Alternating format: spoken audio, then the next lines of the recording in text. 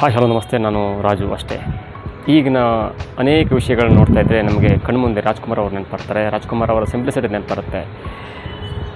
ಅದೇ ಕಾರಣಕ್ಕಾಗಿ ಒಂದು ಸಣ್ಣ ಘಟನೆಯನ್ನು ಹೇಳೋ ಪ್ರಯತ್ನವನ್ನು ಮಾಡ್ತಾಯಿದ್ದೀವಿ. ಡಾಕ್ಟರ್ ರಾಜ್ಕುಮಾರ್ ಅವರು ಪ್ರತಿ ವರ್ಷ ಅಂದರೆ ವರ್ಷಕ್ಕೆ 10ರಿಂದ 12 ಸಿನಿಮಾ ಮಾಡ್ತಿದ್ರು. ಅಷ್ಟು ಬ್ಯುಸಿ ಇದ್ದರು. ಜೊತೆಗೆ ಅವರಿಗೆ ಸಂಗೀತ ಅಂದರೆ ಸಿನಿಮಾದಲ್ಲಿ ಹಾಡ್ತಿದ್ರು, ಜೊತೆಗೆ ಈ ಭಕ್ತಿಗೀತೆಗಳನ್ನ ಕೂಡ ಹಾಡೋರು. ತುಂಬ ಬ್ಯುಸಿಯಾಗಿರೋರು.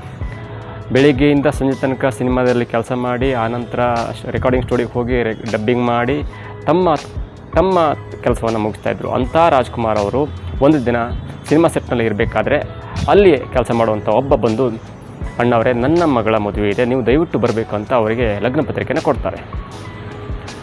ಆ ನಂತರ ಆ ದಿನ ಬರುತ್ತೆ. ಆ ದಿನಕ್ಕಾಗಿ ಲಗ್ನ ಪತ್ರಿಕೆ ಕೊಟ್ಟವ್ರು ಕೂಡ ಕಾಯ್ತಾ ಇರ್ತಾರೆ. ಯಾಕಂದರೆ ಅಣ್ಣವ್ರು ಬರ್ತಾರೆ, ಚೆಂದಾಗಿರಬೇಕು, ವ್ಯವಸ್ಥೆ ಕೂಡ ತುಂಬ ಒಳ್ಳೇದಿರಬೇಕು, ಅಣ್ಣವ್ರು ಬರ್ತಾರೆ ಮದುವೆಗಂತ. ಆ ದಿನ ಬರುತ್ತೆ. ಅಣ್ಣ ಅವರು ಸಿನಿಮಾ ಮುಗಿಸಿ ಸಾಯಂಕಾಲ ತಮ್ಮ ಕಾರು ಚಾಲಕನೊಂದಿಗೆ ಆ ಸ್ಥಳಕ್ಕೆ ಹೋಗ್ತಾರೆ. ಮದುವೆಯೆಲ್ಲ ಮುಗಿದಿರುತ್ತೆ, ಊಟ ಎಲ್ಲ ಮುಗಿದಿರುತ್ತೆ, ವಧುವರರು ಇರ್ತಾರೆ. ತುಂಬ ಕಡಿಮೆ ಜನ ಇರುತ್ತೆ. ಯಾಕಂದರೆ ಮದುವೆಯೆಲ್ಲ ಮುಗಿಸಿ ಎಲ್ಲ ಹೊರಟಿರ್ತಾರೆ. ವಧುವರರು ಮತ್ತು ಕುಟುಂಬಸ್ಥರು ಮಾತ್ರ ಇರ್ತಾರೆ ಅಲ್ಲಿ. ಅಣ್ಣವ್ರು ಬಂದ್ಕೊಳ್ಳಿ ತುಂಬ ಖುಷಿಯಾಗುತ್ತೆ. ಅಣ್ಣವರು ಜೋಡಿಗಳಿಗೆ ಆಶೀರ್ವಾದ ಮಾಡ್ತಾರೆ. ಖುಷಿಯಿಂದ ಎಲ್ಲರನ್ನು ಮಾತಾಡಿಸ್ತಾರೆ, ಕೈ ಕುಲುಕ್ತಾರೆ. ಆನಂತರ ಅಣ್ಣವರು ಮತ್ತು ಕಾರು ಚಾಲಕ ಊಟ ಮಾಡ್ತಾರೆ.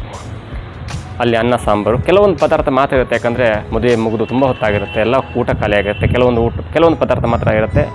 ಅಣ್ಣವರಿಗೆ ಮತ್ತು ಕಾರು ಚಾಲಕರಿಗೆ ಅನ್ನ ಸಾಂಬಾರು ಉಪ್ಪಿನಕಾಯಿ ಕೆಲವೊಂದು ಮಾತ್ರ ಇರುತ್ತೆ. ಅಣ್ಣವರು ಖುಷಿಯಿಂದ ಊಟ ಮಾಡ್ತಾರೆ. ಅಣ್ಣವರು ಊಟ ಮಾಡುವಾಗ ಕಾರು ಚಾಲಕ ಅಣ್ಣವರನ್ನು ನೋಡ್ತಾ ಇರ್ತಾರೆ. ಅವರು ಸ್ವಲ್ಪ ಊಟವನ್ನು ಅಲ್ಲೇ ಬಿಟ್ಟಿರ್ತಾರೆ, ಕಾರು ಚಾಲಕ. ಆನಂತರ ಅಣ್ಣವರು ಊಟ ಮುಗಿಸಿ ಮತ್ತೆ ತನ್ನ ಸಹಚರ ಅಂದರೆ ತನ್ನ ಒಟ್ಟಿಗೆ ಕೆಲಸ ಮಾಡಿದಂಥ ಆ ಹುಡುಗಿಯ ತಂದೆಯವರಿಗೆ ನಮಸ್ಕಾರ ಮಾಡಿ ಅಲ್ಲಿಂದ ಹೊರಡ್ತಾರೆ. ಹೊರಡುವಾಗ ಸರಿಸುಮಾರು 7 ಗಂಟೆ ಆ ಕಾರಿನಲ್ಲಿ ಅಣ್ಣವರು ಮತ್ತು ಅಣ್ಣವರ ಕಾರು ಚಾಲಕ ಇರ್ತಾರೆ. ಡ್ರೈವ್ ಮಾಡ್ತಾ ಹೋಗ್ತಿದ್ದಂಥ ಕಾರು ಚಾಲಕ ಅಣ್ಣವ್ರಿಗೆ ಹೇಳ್ತಾರೆ, ಅಣ್ಣವರೇ ನೀವು ಮದುವೆಯಲ್ಲಿ ಊಟ ಮಾಡಿದ್ರಿ, ಆದರೆ ಸಾಂಬಾರು ಚೆನ್ನಾಗಿರಲಿಲ್ಲ, ಹಳಸಿತ್ತು, ಸಂಜೆ ಆಗಿತ್ತಲ್ಲ, ಹಳಸಿತ್ತು, ನೀವು ಯಾಕೆ ಊಟ ಮಾಡ್ಲಿಕ್ಕೆ ಹೋದ್ರಿ?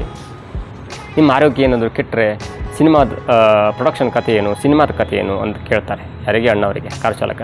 ಆವಾಗ ಅಣ್ಣವರಂತ ಮಾತು ಹೇಳ್ತಾರೆ, ನೋಡಿ ನಮ್ಮ ಜೊತೆ ಕೆಲಸ ಮಾಡುವ ಒಬ್ಬ ವ್ಯಕ್ತಿ ನಮಗೆ ಊಟಕ್ಕೆ ಮದುವೆ ಕರೆದಿದ್ದಾರೆ. ನಮ್ಮ ಜೊತೆ ಕೆಲಸ ಮಾಡುವ ವ್ಯಕ್ತಿ ನಮಗೆ ಮದುವೆ ಕರೆದಿದ್ದಾರೆ. ಅವರಿಗೊಂದು ಸವಿ ನೆನಪು. ಯಾಕಂದರೆ ಅಣ್ಣವ್ರು ಬರ್ತಾರೆ ಅಂತ ಒಂದು ಖುಷಿ ಇರುತ್ತೆ. ಅವರು ಅದಕ್ಕಾಗಿ ತುಂಬ ವ್ಯವಸ್ಥೆ ಮಾಡಿರ್ತಾರೆ. ಅದೇ ನಾವು ಹೋಗಿ ಊಟ ಮಾಡಿದ್ದೇ ಖುಷಿ ಅವರು ಸದಾ ನೆನಪಲ್ಲಿರುತ್ತೆ. ಜೀವನೊಂದು ಆಶೀರ್ವಾದ ಮಾಡಿ ಹೋಗಿದ್ದಾರಂತೆ. ಆ ಖುಷಿ ಯಾವತ್ತೂ ಅವ್ರ ನೆನಪಲ್ಲಿರುತ್ತೆ. ಹಾಗಾಗಿ ಅವ್ರ ಖುಷಿಯನ್ನು ಕೆಡಿಸ್ಲಿಕ್ಕೆ ನನಗೆ ಮನಸ್ಸಿರಲಿಲ್ಲ. ಸಾಂಬಾರು ಹಳಸಿತ್ತು, ಆದರೆ ನಾವು ಊಟ ಮಾಡದೆ ಅರ್ಧ ಬಿಟ್ಟು ಬಂದರೆ ಅದೇ ಕೆಟ್ಟ ನೆನಪು ಅವ್ರ ಕುಟುಂಬದಲ್ಲಿರುತ್ತೆ. ಅಣ್ಣವ್ರು ಬಂದಿದ್ದರು, ಅವ್ರಿಗೆ ಸರಿಯಾಗಿ ಊಟ ವ್ಯವಸ್ಥೆಯೂ ಕೂಡ ಮಾಡಲಿಕ್ಕಾಗಿಲ್ಲ ಅಂತ ಜೀವನ ಪೂರ್ತಿ ಅದನ್ನೇ ಮನಸ್ಸಿಟ್ಟು ಕೊರಗ್ತಾರೆ. ಹಾಗಾಗಿ ಅವರ ಖುಷಿಯನ್ನು ಹಾಳು ಮಾಡಲಿಕ್ಕೆ ನನಗೆ ಇಷ್ಟ ಇರಲಿಲ್ಲ. ಹಾಗಾಗಿ ನಾನು ಹಳಸಿದ ಸಾಂಬಾರು ಜೊತೆನೇ ಅನ್ನ ಕಲಿಸ್ಕೊಂಡು ಊಟ ಮಾಡಿ ಬಂದೆ. ಯಾಕಂದರೆ ಯಾರ ನೆಮ್ಮದಿನೂ ಯಾರೂ ಹಾಳು ಮಾಡಬಾರ್ದು. ಅವರವ್ರ ಖುಷಿ ಅವರೇ ಕಂಡುಕೊಳ್ಬೇಕಾಗತ್ತೆ. ಹಾಗಾಗಿ ಎಲ್ಲೆಲ್ಲಿ ನಮ್ಗೆ ಖುಷಿ ಇರುತ್ತೋ ಹಾಗೆ ಅಲ್ಲಿ ನಾವು ಖುಷಿನ ಕಾಣಬೇಕು. ದೊಡ್ಡ ಜನ ಚಿಕ್ಕ ಜನ ಅಂತ ಯಾರೂ ಇಲ್ಲ. ಎಲ್ಲರಿಗೂ ನೆಮ್ಮದಿ ಮುಖ್ಯ, ಎಲ್ಲರಿಗೂ ಸಿಹಿಯಾದ ನೆನಪು ಮುಖ್ಯ. ಹಾಗಾಗಿ ನಾನು ಊಟ ಮಾಡಿ ಬಂದೆ ಅಂತ ಹೇಳ್ತಾರೆ. ಆವಾಗ ಆ ಕಾರು ಚಾಲಕನ ಕಣ್ಣಲ್ಲಿ ನೀರು ಬರುತ್ತೆ. ನಾನು ಇದನ್ನು ಯಾಕೆ ಇವತ್ತು ಯಾಕೆ ಹೇಳಿದೆ ಅಂದರೆ, ಈಗಿನ ಸಮಾಜದಲ್ಲಿ ದೊಡ್ಡ ಸ್ಟಾರ್ಗಳು ತಾವೇ ದೊಡ್ಡವರು ತಮ್ಮ ಹತ್ರ ಎಲ್ಲ ಇದೆ ಅಂತ ಮೆರೆದಾಡುವ ಅನೇಕರ ಮಧ್ಯೆ ಅಣ್ಣ ಅವರಂಥ ಒಬ್ಬ ಸಿಂಪಲ್ ಮನುಷ್ಯ ಸದಾ ನೆನಪಲ್ಲಿ ಉಳಿತಾರೆ.